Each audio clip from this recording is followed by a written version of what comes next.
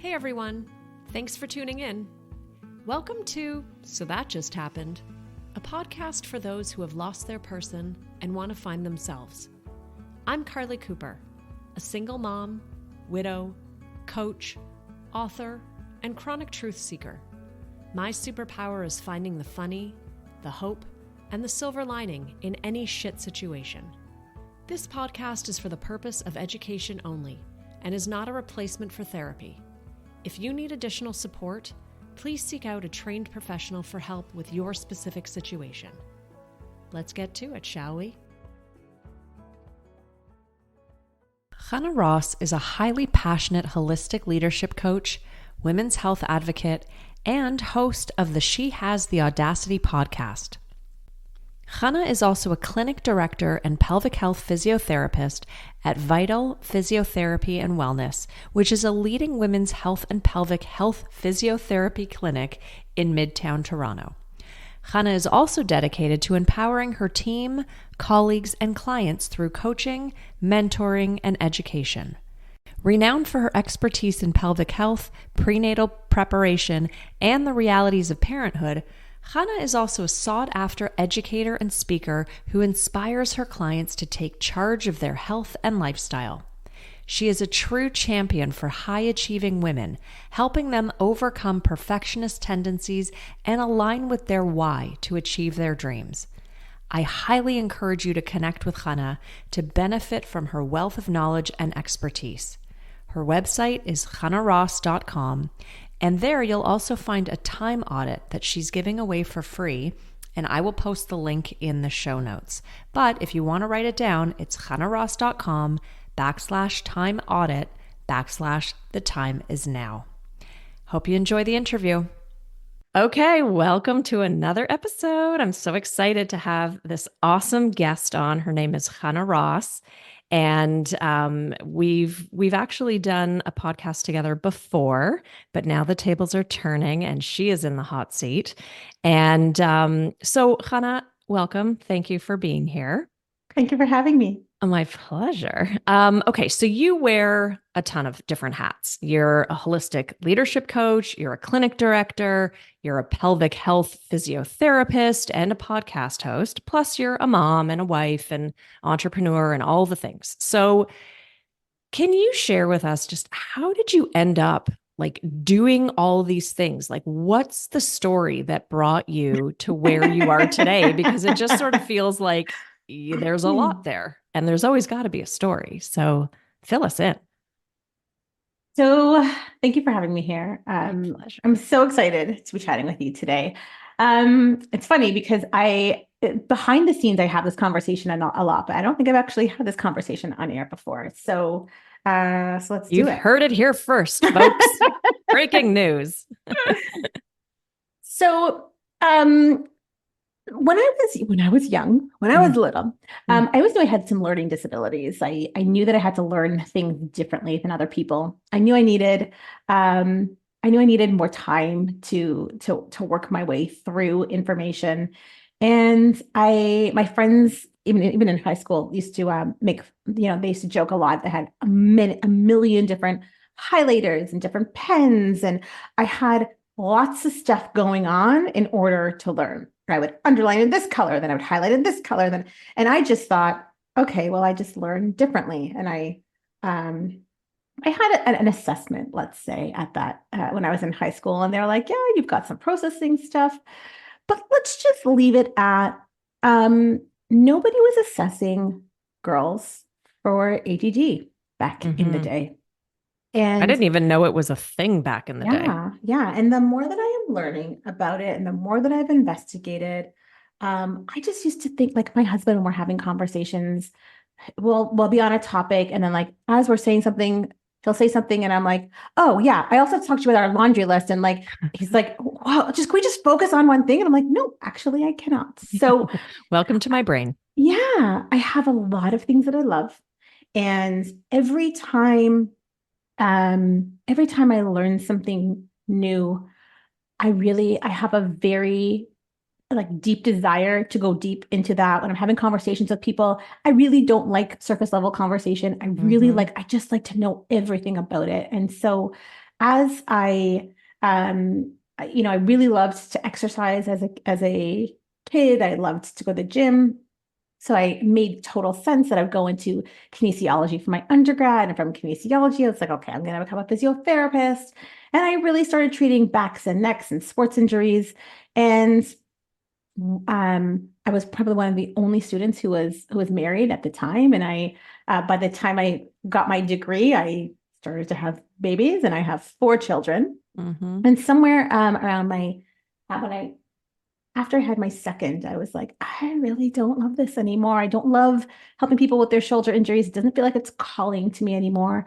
And at that time, I was also experiencing a number of pelvic health issues. I was really into P90X. I don't know if you remember Mm-hmm. that. Oh, Tony I Horton. I definitely did that after I Yeah. had my son. Yeah. Yeah. Do your best and forget the rest. Yeah. Yeah. So Tony Horton had a one of his DVDs was called Plyometrics, and Mm-hmm. there was one particular move. It was called the Rockstar Jump, where you would strum your guitar at the same time that you would jump in the air and kick your feet to your bum. And piss Uh, yourself, and I'd pee probably. my pants every single time. Yeah. Yes, Yeah. yes. Yeah. So combine that with like a bunch of the fact that I was having back pain and hip pain and all these other symptoms. And one of the physios in my who used to work with was like, I'm getting trained in this new thing, pelvic floor physio. And I was like, there's no way that you're coming anywhere near me with your fingers. Because for those who don't know, pelvic floor physio is like the gynecology of physiotherapy. Mm. And Thanks for the warning. Thanks for that heads up. I think you've saved a lot of lawsuits. Because if you don't no, know going yes, in, that's no. a case. Yes. Yeah. Mm-hmm. So she convinced me to go see her.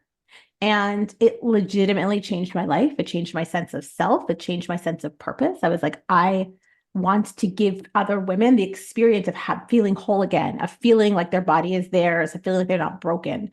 And so that was my first opportunity to sort of choose something different. And as I ended up having my third before I started my practice, my pelvic floor physiotherapy practice, but it started in the back of my car. I would just like I would drive to people's homes and bring a massage table along with me. And Mm-hmm. I'd drive door to door. And all of a sudden, I had more people to see than I could physically Handle. fit into a day. Yeah. So I ended up renting a space. And I was like, all right, well, I need more than just a rental space. And it became a clinic. And then, as like things just sort of, I call myself an accidental entrepreneur, Carly, because when I go in, I go in like full force. Mm-hmm. And I really started to recognize the need for a holistic leadership coach when my clients were coming in over and over again to see me as a physiotherapist. And we treat based on a biopsychosocial model of care, which means your biology, like your physical muscles, ligaments, tendons, interact with your psychology, what's happening in your brain, the anxiety, your depression, your persistent thoughts, all those pieces, and the social determinants of health.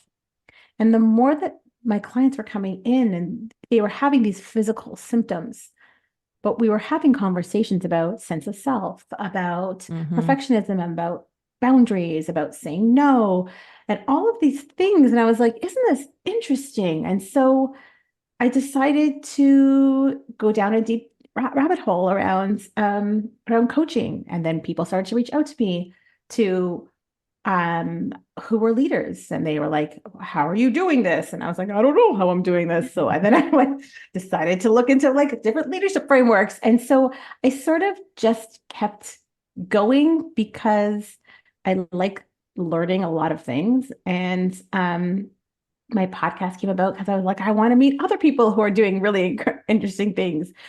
And it's just a desire to learn more and to evolve. Um, and sometimes I'm like, like, I'm there sorry. are I have to people. just say this because it just popped in my mind and I feel like it's Yes, appropriate, but you're, it's not even going to work anymore. When you say you've evolved, I just thought you've evolved. I've evolved.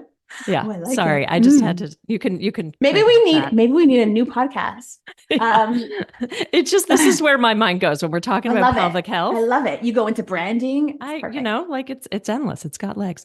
I There's know so people many who thats that stay in the things they do, but yes. Well, that's and not there's me. a couple things that I wanted to touch on. Like, I think it's so admirable that you, understand yourself enough to know that that's how your brain works. And you have a lot of interests and you like to learn a lot because so many people, or at least when I was growing up, it was more like the thought of you learn one thing and you stick with it until you get the gold watch at 55. And like all that is just ridiculous now because I'm turning 50 and there ain't no gold watch in my future. Where is it? Yeah. But so I love the fact that you use that to your advantage and you didn't let that trip you up of like, because a lot of people or a lot of women would be like, oh, well, I need to stay in this. I studied it in school and now is it a waste Mm, of time? Or was it like, should I just stick with it even though I know it's not for me? But like, what if I start over? And does that mean that I'm flighty or that I have no focus? And like, because I think that was the messaging back right. when we were growing up. So I Yeah. really admire you for like saying, screw that. This is the way I'm going to go. It's obviously worked out for you. And so I really commend you for that and also just continuing to evolve on the fact that like all of these modalities fit together one Right. way or the other because it's so true that the physical and the mental or vice versa, it's kind of like six one half dozen of the other. It's Yeah. like, if you have a lot of stress or anxiety, it's going to manifest in the physical. If Yeah. you have physical stuff, it's going to create stress and anxiety. So I love the fact that you've merged all of these modalities that are related and interconnected in such a way that you've kind of become like this one-stop shop, which is brilliant. Or like from a business standpoint, they need you forever. I'm gonna say thank you. I certainly had the stories of like, what's wrong with me? Why don't I fit inside the box? Why does everybody else do it like this? And why am I Mm-hmm. doing it this way? It's certainly an evolution. I talk a lot about perfectionism, and I really, I don't want to say struggles, but that was, I would call myself a recovering perfectionist.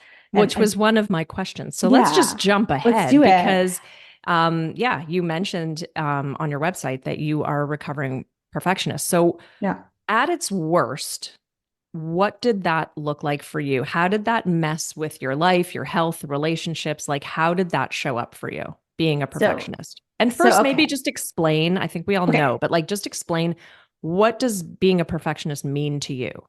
So to me, being a perfectionist means I used to say you have to chana it, which is like everything must be done at 110%, or it's just not enough. Mm-hmm. It's black and white thinking.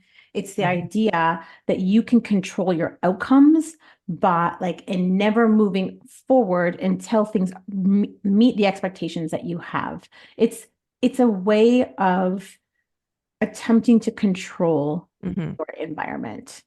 Which Um, we know logically is futile. Yes, yes. And it constantly sets you up to fail. We do it anyway, Yeah, but that's, yeah. 100%. And I will also say I did it very successfully for a number of years. Like I did get really good marks, while also, by the way, it requiring a lot more time of me to study. I was president of student council and I was the editor of our yearbook and I was on the basketball team in grade 8. And then I was also volunteering. And that for a while, I could really keep every single ball in the air. So let me just ask you this. Did you become that because you enjoyed it or you felt like you had to become that to gain approval or validation from other people? Because that's also Mhm. many reasons why people become this way or think this way because of outside pressures, whether it's from parents or culture or religion or society or whatever it is, or just like basic insecurities. They feel like they have to be that way. Yeah. But so were there any external influences or was this just something that it was innately you? Uh, I will say that the story that I really worked very deeply with was I have to behave like the level that I held myself to was what it meant to be enough. It Mm-hmm. wasn't enough if you weren't getting hundreds. It wasn't enough if you weren't the head of every committee. It wasn't enough if you weren't doing, you were working 3 days a week. Well, you should be working 4 days a week. It wasn't like it was my desire to be seen as, and part of it's very driven internally, but it's also it's looking outside constantly so that people can acknowledge you for being enough. And I love that you said that because that is often where most of us feel inadequate. Like Yeah. there's somewhere in our childhood, and this is not a blame thing, but somewhere in our childhood where we did not feel enough, Mm-hmm. whether that was because we were told we weren't enough or we were made to feel that way through no fault of somebody else's, because sometimes someone can just say an innocent comment and we internalize it. Like there's so many reasons why we don't feel enough, Yes. but that is the reason often why we drive ourselves, especially as women, to do more, to be more, because at Yes. one point in our lives, we felt we were small or we weren't enough or we weren't seen or we were invisible. And now we're overcompensating for it. Yes. So I'm really glad that you brought that up. So, And yes. I'm gonna also add to that that there are actually two competing pieces, which is really where the burnout I think comes from with perfectionism, is that I was trying so hard to be enough. Mm-hmm. And then at the same time, I was being told I was too much. Exactly. Yeah. And It's so finding that I'm balance. working so hard to do all these things so that I can finally meet, but then also there's you're never going to meet everybody's Mm-hmm. ideas of what you should be.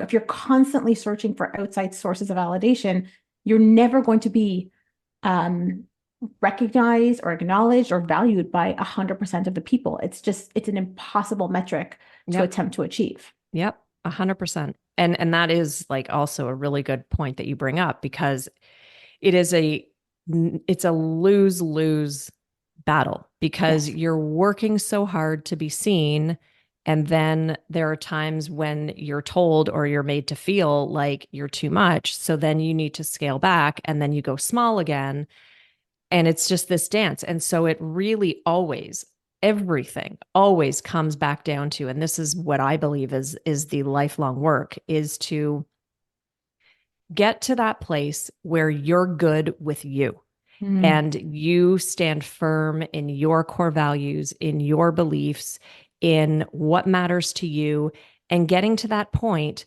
where you feel so unapologetically grounded in who you are and what you believe that anything outside of that cannot shake you. And I'm not saying it's So good. easy. And that's why I'm saying it often is a lifelong journey. However, I find that um, you know, my situation being a widow at 47, I think it was, You're like, forced. Carly's like, who can remember anymore? I'm like, whatever. It happened, and I don't remember the age. I think it was 47. But that forced me to reevaluate my life, and Yes. it forces you to look inward, whether it's being a widow, whether it's divorce, whether it's whatever. When you're sort of left for whatever reason on your own, and it doesn't even, you could still be married and still have these thoughts and moments because there's a lot of times in marriage where you can still feel alone, even Yeah. though you're partnered.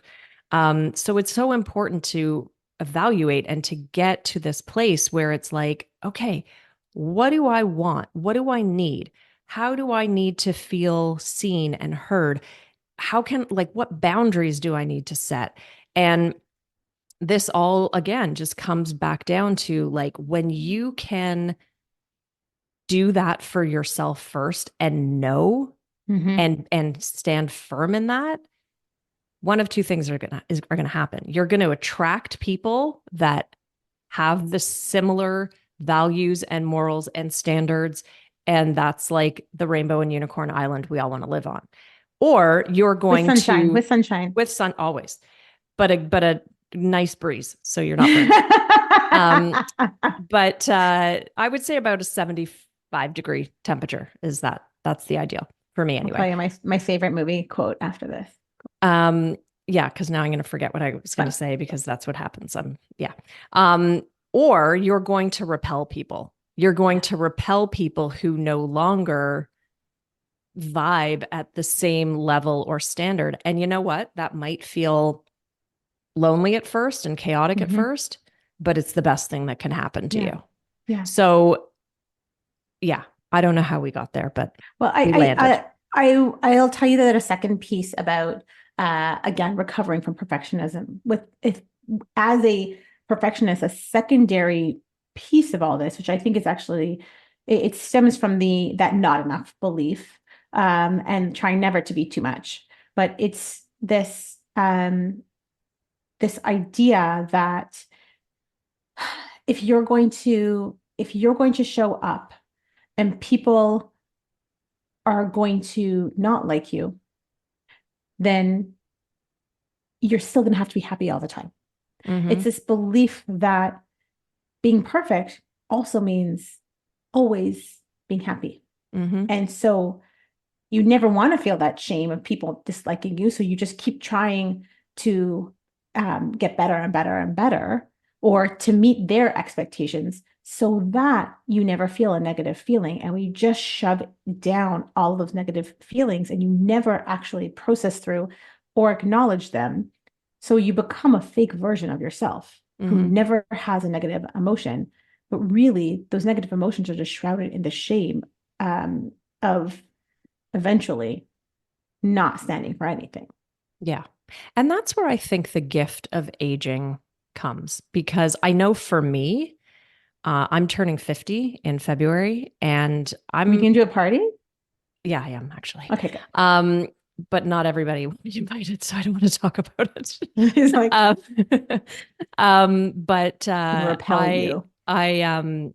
that's like I'm actually like I'm other than like low back and knee pain, like I'm actually okay and totally fine with turning that age because I feel like so much of the shtick that I used to worry about and care about, I don't give a shit about anymore. Yeah. And I'm not like at that perfect place of like, nothing can bother me and I'm not sensitive anymore and you can say anything to me and I'll be fine. Like, no, there are still things that bring me to my knees in the fetal position and it's destroying, but my resilience is, my bounce back time is much faster.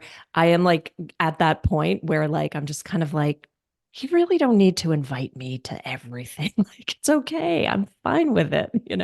So And there, I prefer to not yeah, be like there sick and was stay like a home. thing with like COVID was actually good for like not having to go to things. Like I'm kind of turning into that person. But it's also like I'm okay with it. Like you get to this place and I'm sure it happens even more at 60 and as you age if you do the work. I mean again, I've been doing the work for 30 years. So I'm not saying it just like comes with the change of a calendar Yeah. day, but you do get to this place or you can get to this place where things that used to trip you up don't phase you anymore. Like there's so many times, like I have a son, so I don't have a daughter. So I'm not like dealing with like teenage daughter, like girl drama, but I see it It with some of my exists. friends. And I just like, I want to say to these girls, like, it's not going to matter in 2 years Right. or 5 years or 10 years or whatever. Like, but I know that you don't get it until you go through life and have experiences and whatever. So, that's what I think a massive gift for me is in aging is just like, and even, not that I'm saying like I'm at remotely happy about being forced into the widowhood or like, that kind of life, but, you know, big monumental life changes, again, whether it's through death, divorce, loss of a job, sickness, whatever, if you use it properly, you learn a lot from it and you can gain a lot from it too. Like apart from the loss and the sadness and the grief and all of that, that's where I like to live in the and right? It's like that is terribly sad and tragic and heartbreaking. And there's a lot to learn and a lot to grow from and a lot of life lessons that can help you evolve as a person, as a person. I'm not letting that go. I'm not letting it go forever. I can't not hear it now. I'm sorry.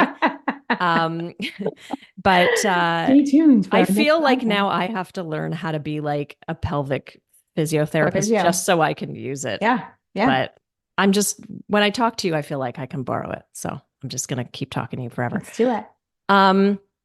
Okay. So that was a bit of a rant, but so No, but you, I think you're right. And it's interesting because I do have daughters. I have three daughters. My kids age 5 to 15. And while we're recording this, my older two are 13 and 15 girls. I have one son. He's my hockey player. Yeah. And I look at them and we have conversations that are like more proactive about life and allowing people to be who they are, and then us being on our own, we're all on our own journeys, and I'll have conversations with them around those pieces. And a part of me is like, no, just like jump to my age and you'll know it doesn't matter. But then I really wonder, like, each of us has to get to this place, our own path. People have to feel pain. They have to feel uncomfortable. You can't, because otherwise it's just words. No one's willing to do the work. Like, it's hard work. You're not willing to do it unless you get to a point where you're willing to do it. Things stop working. But it's really hard and I know this firsthand too. It's very hard as a parent. It's very hard as a partner. It's very hard as a daughter or son or whoever to watch people you care about suffer or have them be in emotional pain. Yeah. What I'm learning is that because my natural instinct is to want to go in and save and fix and, all of that. And I've had to learn to step back and allow them to sit in the mud and be in the sad and be in the lonely and be in the emotional pain, because that's when, the biggest breakthroughs come after the biggest breakdowns, I think.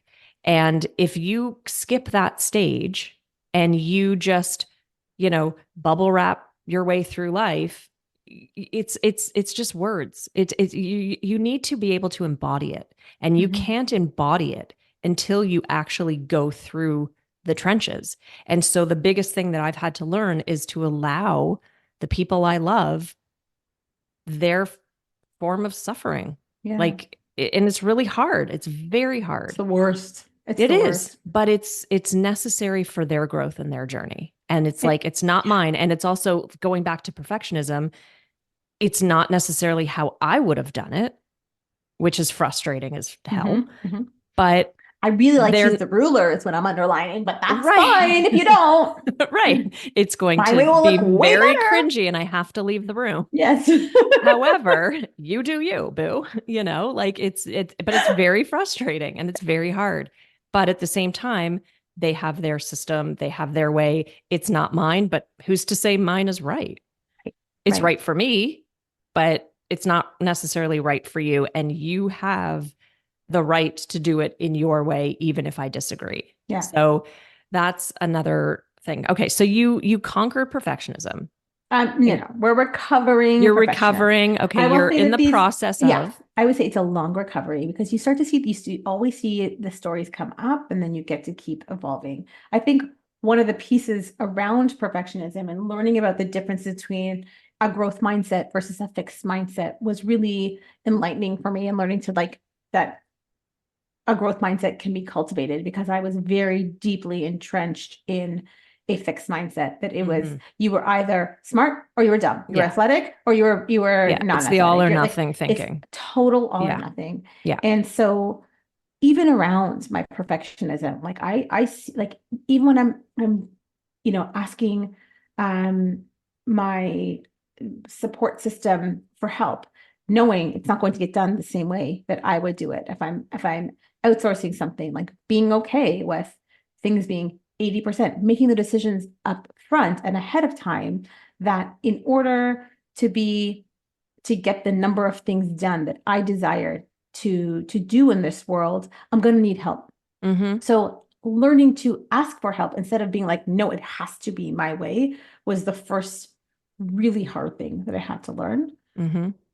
But then I also had to learn that like you don't overcome perfectionism. You Yeah. just every day have to choose that it's like we're gonna have like when good is the enemy of perfect, right? And Yeah. so And I also think that's or also perfect the is the enemy gift. of good, maybe is the way it says. It doesn't have to be perfect, And whatever. Um, but that's touche. that's also what I find the gift in aging is like just getting tired more easily and not Mm-hmm. giving a shit. So Yes. it's like I've gotten to that point too where I'm like, good enough is good enough. Let's move on. Right. And if someone cares that much about, the detail that I missed or, the podcast that wasn't perfect, I don't care. Yeah. Like unsubscribe or don't listen or find somebody like I don't have I don't even want to say I don't have the time to do it again. Like it's not about time. It's like I don't have the bandwidth to focus on this one thing anymore. Like good enough, like yes, I have standards and I have a quality, but I also think if you can work imperfection into your brand, it's genius. You're good. You're good to go. Because then it's like nobody expects it. You know what I mean? And like it kind of lets you off the hook. So I'm kind of like, not that I'm doing things on purpose to like not be perfect, but at the same time, like I don't filter. I don't, like it's just, this is it. You You are who either you are. resonate or you don't. And God Yeah. bless you on your way if you don't. But like, I don't care.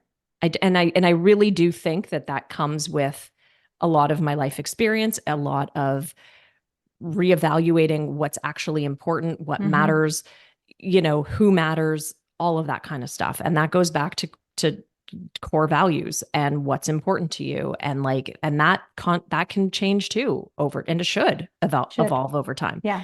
So have there been any, now that you're on the recovering end of perfectionism, have there been any game changing or like strategies or eureka moments that like have just changed the game for you now that you're on the other side? Like, are you feeling more free? Like, how is that showing up? I mean, growth for sure. Being able to be able to be somebody who has multiple interests and having the opportunity to look into and do and follow through with a lot of them has been like the greatest gift. I think that one of the aha moments for me was that you can at any point in time choose to be a to try to do things perfectly. And what that does is it just keeps things exactly the same. Mm-hmm. And if you're somebody who just wants your life to stay exactly stagnant, although you cannot control outside variables, like the only variable you can really control is yourself. Mm-hmm. But I looked around and I was like, okay, if I want to be, making sure that every communication is perfect and everybody is talked to in the same way that I want them to do, and everybody's treated the way that I want to be treated, and everybody's like, if I wanted to have my fingers in all of those pieces, I was truly limited in terms of the impacts I could have in my life. Mm-hmm. Mm-hmm. And so choosing to delegate Yeah. and And accepting the help. Like it's one thing to yeah, ask for it, it's yeah, another thing to yeah. accept it. and and to properly train and support those people Mm-hmm. so that they could thrive, often do things better than I could, but also be on brand, quote unquote, so that my time was freed to do other things Yeah. was really, really valuable. Um, and it's almost to the place where like I know that I have a lot of things, like really acknowledging that like I like to do a lot of things Mm-hmm. and choosing to not force myself to be somebody who I'm not. So when I'm delegating, having conversations with people saying, listen, my brain lurks this way. You're going to want me to talk to you about X, Y, and Z and provide you with this framework. And I'm like, I'm going to be able to do it. I'm going to be able to do it in this way. I move really, really quickly. So being able to not shame myself for Mhm. not doing it in the way I thought was perfect, which was Right. slow and steady and methodical, which is actually not who I am. And I think it's really good too that you tell people like up front. Like you're like, this is I mean, me. learned it the hard way. Let's be honest, Of right? course, we all, yeah, we don't come out of the womb talking about our needs. But that definitely comes over time and definitely having repressed our feelings and needs and then developing IBS because of it, well, that's my story anyway. It's a very common story. I'm not gonna lie. Yeah.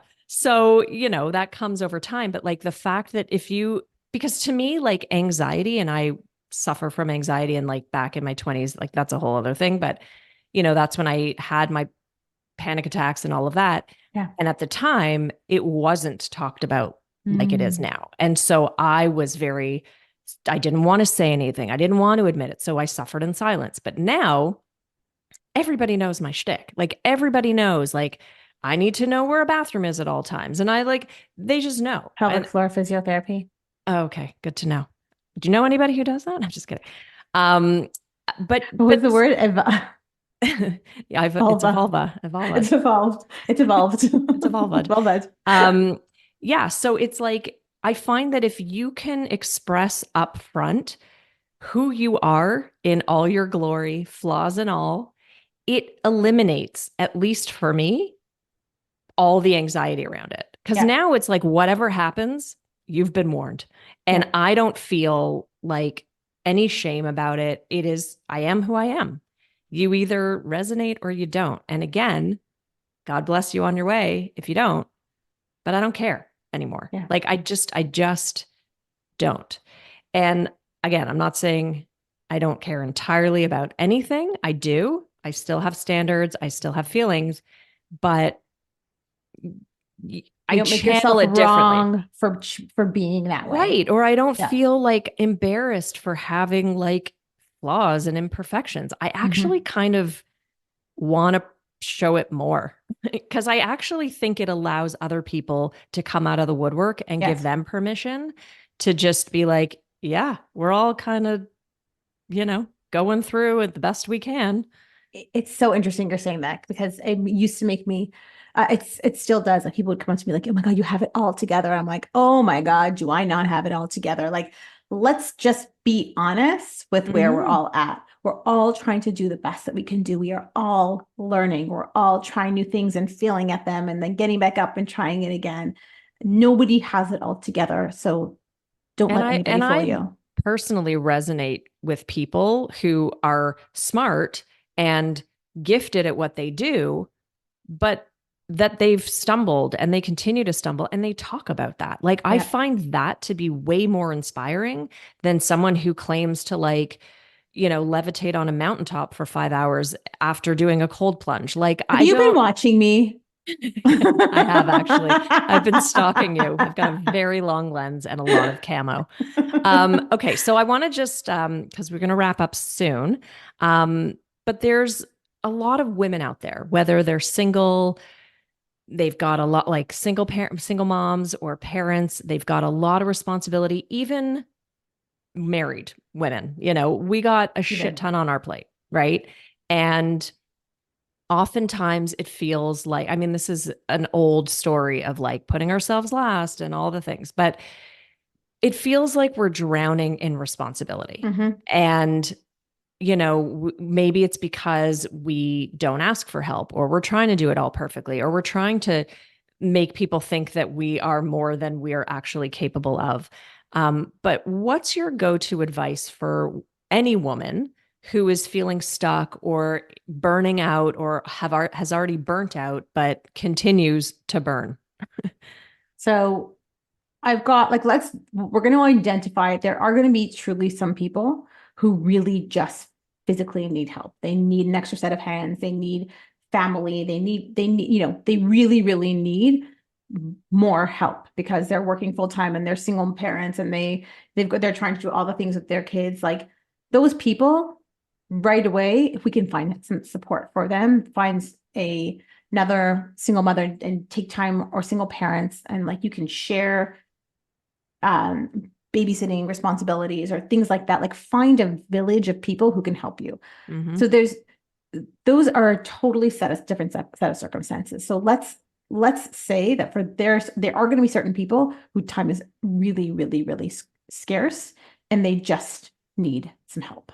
Mm-hmm. Okay. That's one set of people. And we can have a conversation about that another time, Okay. about society as a whole. But for the women who are trying to do it all and who actually do have another parent or family who can help, or they have somebody they can hire, utilizing help as much as possible is really, really valuable. But it's not just about asking for help. It's actually about deciding, going back to what you were talking about earlier, is what are your values, Mm-hmm. right? If you're spending your whole morning trying to get your children into matching outfits and brush their hair and make sure their hair is, in a beautiful braid, like truthfully, if you don't have time to yourself, it's probably a really poor use of your time. Mm-hmm. Make It's kind of this creepy. Just- like start to like let shit go. Like yeah. we have the same meals every Mm-hmm. single weekday. Yeah. Meaning Mondays is always the same meal, Tuesdays Yeah. is always the same meal, Wednesdays is always the same meal, which means that when I do a grocery order, I do a grocery delivery service, which is very convenient and available and pretty reasonable.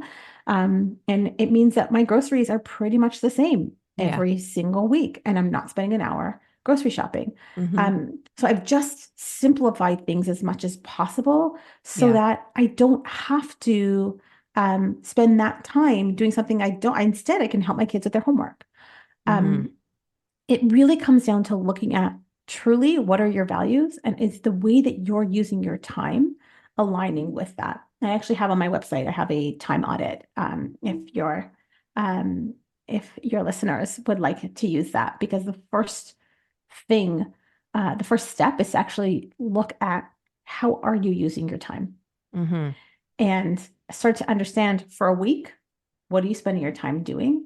And then you Yeah. can start to see like the huge saps of energy, the places where you're spending a lot of time and it does not align at all with your values. So Yeah. let's get rid of it. Yeah. One of my biggest like pet peeve excuses is I don't have time Right. because we all have time for the things that we value or that we Mm, put importance on.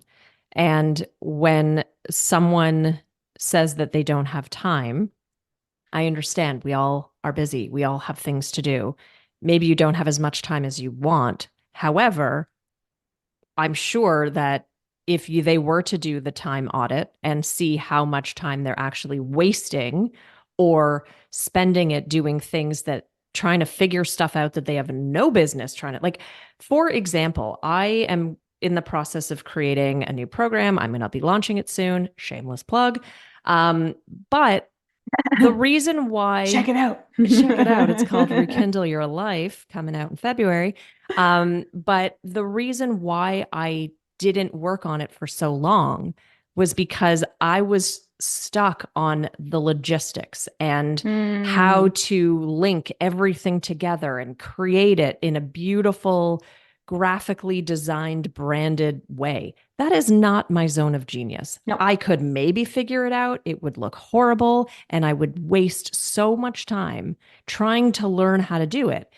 I hired someone to do that for Brilliant. me. And I'm telling you, like, I am whipping through it now because I am doing what I'm meant to do, which is creating the lessons and the workbooks and all that stuff, but sending it off to her to connect everything, to So put good. it in Canva slides so it looks pretty and branded. Like, and I'm like getting through it. And so the point is that I have freed myself just again from like a mental bandwidth perspective, like Yes. because these things weigh on you Mhm. emotionally, and it's like it just it keeps you stuck.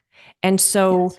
it's also looking at not just like where am I wasting time, like binge watching or going on social media or wherever, because we could all find, that we're doing that too Couple much. hours there. Yeah. Yeah. But it's also like, where are you wasting your time doing things that you think you should by like Yes. preparing organic meals every single night? When if that's not your thing and you're not good at it or you don't want to do it, then look at those pre-packaged meal deliveries or do it the way that you're doing it. And so I think it's also, again, going back to the perfectionism piece of like, you don't have to do things because not everything is a Pinterest board and you don't have to Yes. live your life by that standard.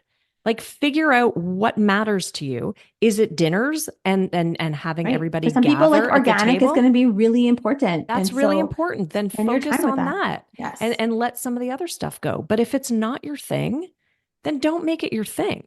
Yes. One thing I will So, say is another one of my hacks, it's our family hack, is that I go to Costco and buy the huge boxes of birthday cards. And that's then smart. I go to the bookstore and buy a bunch of gift cards. Mm. And so I have 4 kids. There's a lot of birthday parties. I just have gift cards and birthday cards on hand at all times so that I'm not running around trying to make sure, Yeah. the night before that my kids have birthday presents. It's brilliant. It's really about systematizing and Yes. like trying to make it as simple as possible. Now, Yes. not everybody's good at that, and that's okay, but where your gaps are and Yes. how you learn and also and why I've become very regimented in my morning routine, like to the point where like by a certain time I'm drinking a certain drink. Like I'm just very Love it. regimented like that because that also cuts down on my anxiety. Like when you Mm-hmm. have, I say this loosely, but certainty and predictability, then there's no room for, the chaos. Now, of course, that's my rainbow and unicorn island at 75 degrees with a slight breeze, but for the most part, on most days, it works for me. And so if you can try and systematize your life as best and as possible, then when the things happen and things get thrown at you, you're not completely, you know, in chaos. Depending on what it is, but like for the most part, it's easier to bounce back. Yeah. And I So, think that the more structure you have, the more flexibility you actually have. exactly. And the more fun you can have because you're just sort of like, it becomes What? like Living your life? That's well, so it's funny nuts. because people are just sort of like, oh, but there's no spontaneity. Like to me, like I find it, again, it depends your personality and your shtick or whatever, but I just find that the more you can control in the controllables, then it does free you for the unpredictable things. And you're Mm, not as weighed down or like heightened when it happens because everything kind of the goal is to have things run like a well-oiled machine. yeah. So when something unexpected happens, it's not a complete and utter overhaul. It's just like, oh, it's a glitch, you know? Yes. It doesn't It's look, like it doesn't always doing what work, you but need, it's like doing your part and leaving the rest up to the universe or God or whatever you want to right, say. Like you never want to look back and be like, oh, did I do everything I could have done? Or, right. should I have done more? It's Exactly. deciding what enough looks like for you. Exactly. Good enough is good enough. Yeah. Well, So I good. just love chatting with you. You're a wealth of knowledge and information and life hacks, and I can't believe like our time is up. But where can I will put this in the show notes as well, but where can people find you? Where can they get that audit? Where can, they have you work on their pelvic floors? Tell us all. Tell us everything. So everything, including the time audit and a link to booking for coaching and for pelvic floor physio can be found at chanaross.com. Chana is spelled CHANAROSS.com. You can come hang out with me on Instagram at Chana Ross PT, CHANAROSSPT. I'll put it all in the show And notes just too. check it all in there. And I'm very responsive to all my DMs there. And If your listeners are anything like you, Carly, I'm sure I would love to have a chat. Oh, thank you. Thank you. Thank you. Well, Chana is a pleasure. And, I always love chatting with you. And thank you for everything. Thank you for your time and just all your good vibes. You're a good egg, Chana. You're a Thank good you, my egg. friend. I appreciate you. Thank you for Um, having me. my pleasure. Okay, so everything will be in the show notes. Check her out. She's also got an amazing podcast. She has the Audacity. That's what it's called. Right. I'm And going to listen to Carly on it. yeah, our episode is when I was in the hot seat. That's coming out soon. Yeah. Um, and yeah, just thanks again. And we'll speak to you soon. Thank you. All right, my friends. Thank you so much for listening to this So That Just Happened podcast. I really hope you found value in this episode and that you're walking away with at least one golden nugget that you can implement or feel inspired by. I would be so grateful if you would share it with one friend or family member who is committed to moving forward and transforming their life. Make sure you subscribe so you can catch every new episode, and please leave me a review. It would mean so much to me. Also, follow me on Facebook and Instagram at @CoachCarly.